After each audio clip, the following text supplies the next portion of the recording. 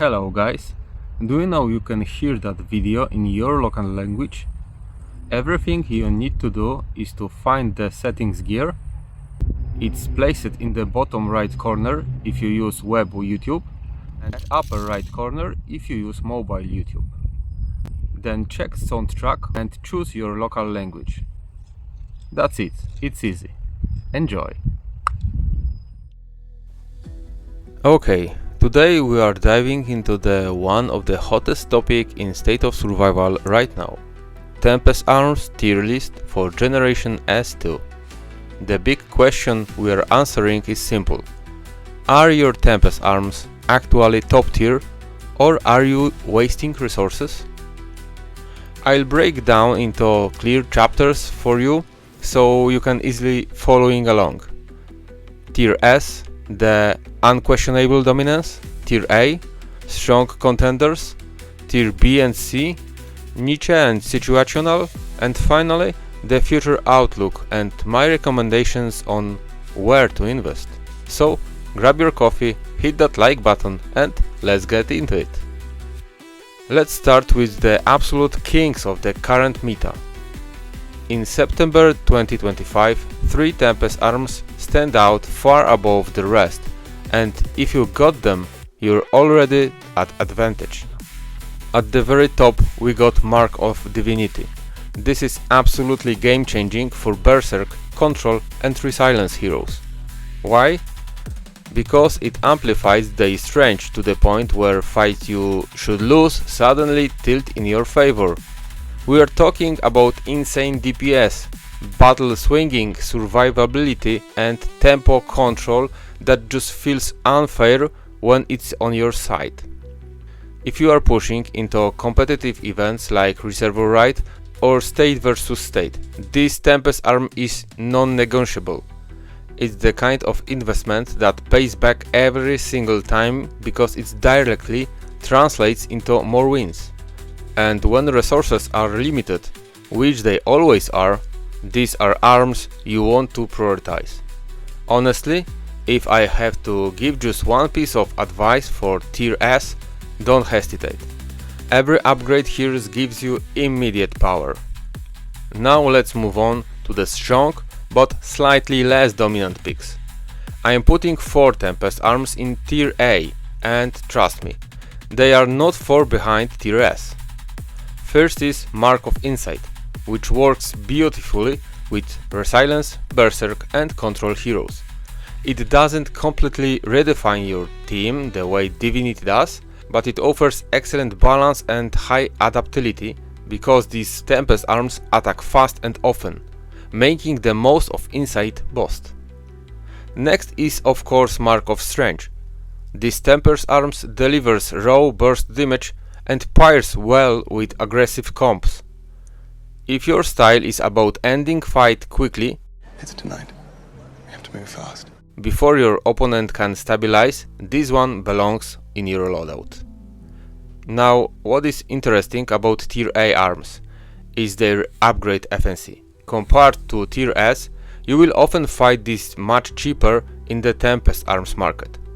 This makes them smart pickup choices for players who want solid performance without draining their entire resource pool.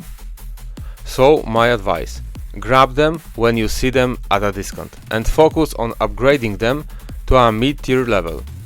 They give excellent value and work in multiple team compositions, which means you will never feel like you wasted your investment. Alright, let's talk about the rest. Not every Tempest Arms deserve your time and resources. Yeah, I know. At least, not in the current meta. In Tier B and C, we have got arms like Aura of Spikes. Now it does have some utility, but the problem is attack frequency. It just doesn't keep up with the likes of Mark of Strength. Over time the damage gap becomes painfully obvious. Then we have got Lethal Landmine. This one is super interesting but also super limited. It really only shines if you are running Yamira or Shizuka in your squad, because their active skills can actually trigger the landmine's effect. Without them, it's basically dead weight. And then there is Peerless Power. That works more as counterpick.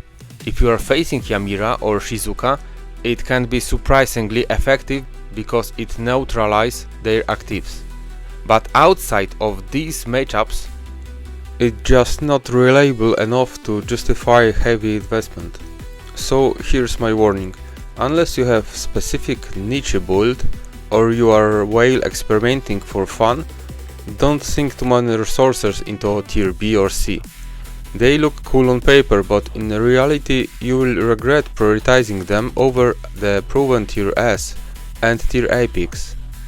So what about the future? One thing I have learned from State of Survival over the years is that balance shifts are inevitable.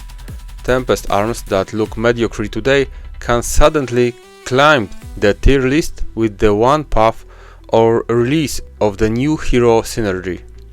That said, based on the current data and meta trends, I don't expect Mark of Divinity to lose its crown anytime soon. It's just too central to how battles are decided right now. However, keep your eyes on niche arms like Peerless Power. If we see more hero releases with skills similar to Yamira or Shizuka, this Tempest arm could easily move up the ladder. So what's the best strategy for you as a player today? If you're lucky and get tier S Tempest arms, upgrade them, no questions asked. For TA, pick them up smartly, especially when they are cheap in the market. And about tier B or C, the last, only if you have spare resources or a very specific squad in mind. Alright survivors, that wraps up my Tempest Arms tier list for Generation 2. Remember, your resources are precious, and the last thing you want is to waste them on Tempest Arms that won't carry you in the long run. Now I want to hear from you. Do you agree with my tier placements? Which Tempest Arms have carried you the most in competitive battles? Drop your experiences and even your disagreements in the comments. I love seeing how different players approach the game. Leave a comment down below. Please notice I didn't add to my Tempest Arms tier list specific Tempest Arms from Hitman or Terminator. If this video helped you out, make sure to hit like, subscribe and share it with your alliance so everyone stays ahead of the curve. Thanks for watching and I'll see you in the next one. Bye.